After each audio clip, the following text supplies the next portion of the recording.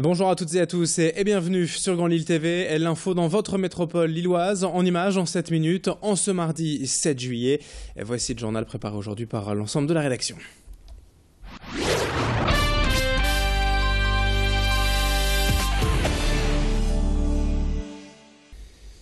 Et avant toute chose, la météo du jour, un temps finalement assez couvert ce mardi. Quelques rayons de soleil ce matin, rapidement couverts par les perturbations nuageuses. Attention également aux averses possibles cet après-midi dans la région.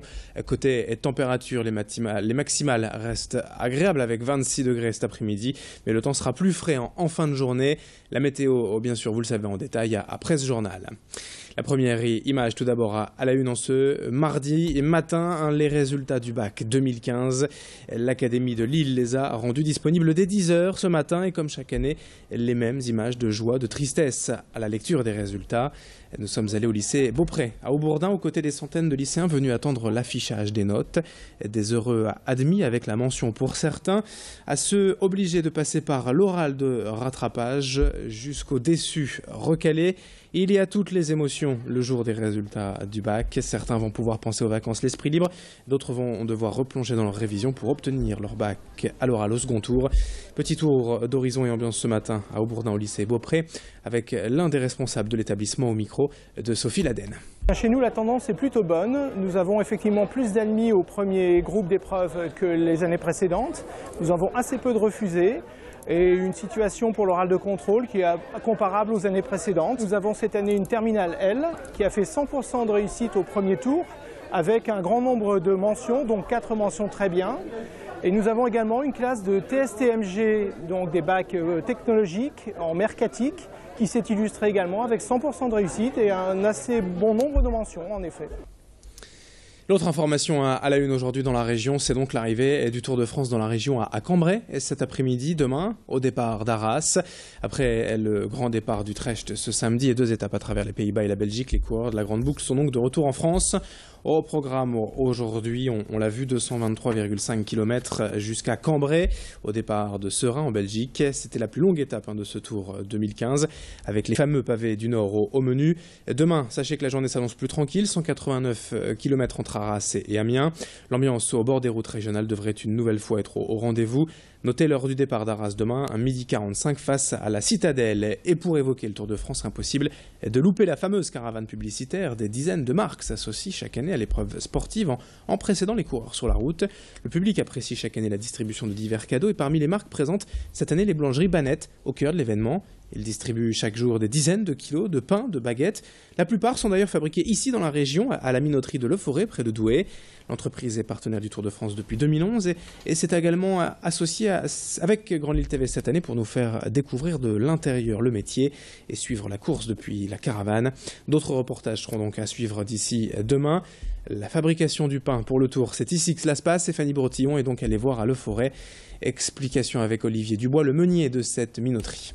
À Banette, on ne s'arrête pas au Tour de France. Chez nos artisans boulangers indépendants, l'idée c'est créer l'événement et on leur a préparé un kit justement pour attirer le consommateur, valoriser le produit. Le produit, ça c'est la banette jaune Tour de France.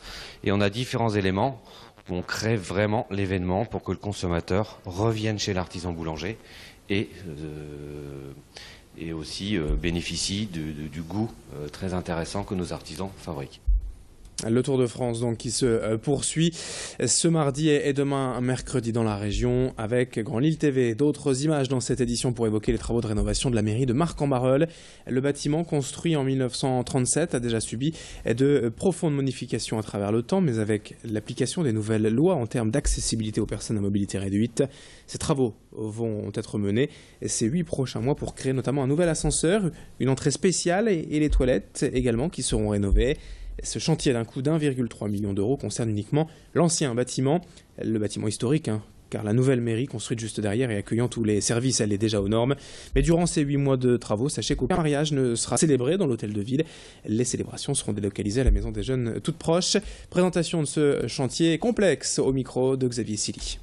Ce sont des travaux qui sont quand même assez complexes puisque répondre à la mobilité, c'est répondre à des niveaux, c'est répondre à des liaisons entre étages, entre plateaux. Et effectivement, ça reste un chantier technique. C'est d'autant plus vrai que l'idée aussi, c'est de faire en sorte que la mise aux normes PMR du bâtiment va s'accompagner aussi de travaux par rapport à la sécurité.